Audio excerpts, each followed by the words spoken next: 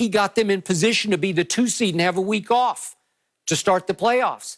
And Belichick's defense spit the bit. But Skip, it happens. Okay, it happens, but I can't give you any more than he got them to that point. He was that good. He was good enough last year, in which, by the way, he was #1 in the National Football League in percentage of completions on deep passes into tight windows because he had nothing but tight windows to throw into. So on 20-plus yard completions, nobody completed more tight window, deeper throws, 20-plus yards, than Thomas, Edward, Patrick, Brady Jr. Nobody did in the whole league.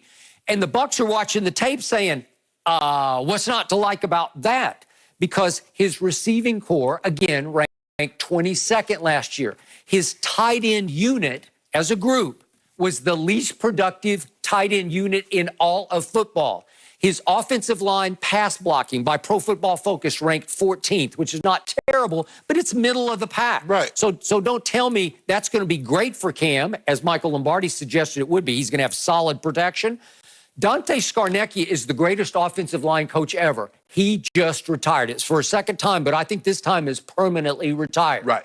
Is Cam going to love that? Are they going to be all-time great? Or are they going to just throw a bunch of sort of mismatched cogs out there and suddenly come into this adhesive, unified whole and protect Cam Newton like crazy, the best he's ever had in his career? I think not. No, probably not. So the point is, in Tampa over the last 4 years, he went 23-23 as a starter with a QBR on a scale 0 to 100 in Carolina. At 44 was his QBR over the last 4 years.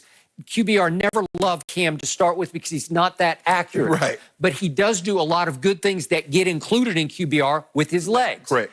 Or his big plays on third down. That ups your status in QBR. And plus the thing was, Skip, it would help. I mean, a lot of times his QBR was so low and it gets brought up because of his plays on third down, but his interception, he turned the ball over too. QBR does not like turnovers. And Cam had a bunch of those. So all of a sudden, he's now strapped with the receiving core that was, according to Pro Football Focus, dead last. Watch how he made separation. Dead last in the league in getting open. Nobody got open less than the Patriots got open last year, and Brady had him in position to be the 2 seed. That is all-time great. Cam said, everything I need to make the dish that you're talking about is in the kitchen. So Michael Lombardi went so far that after he wrote this piece, he did a radio interview, I believe it was in Boston, in which he suggested, yeah, they're now good enough with Cam Newton to beat Kansas City for the AFC Championship and get to another Super Bowl. Well, I don't even think Shannon Sharp's buying into that, right? Mike, he must have been in that room with Zeke. He might have been low-key 82 if he talked about it. So first of all, Skip, so now you're just going to jump over. You're going to jump. They can beat Kansas City. They can beat Baltimore. Hell, they couldn't beat Baltimore with Tom. So I guess they do they expect Lamar to take a step back? Do they expect Mahomes to come back to the field?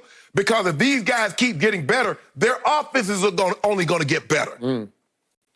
Hold on. I believe if Cam is Cam, New England will be in the pack.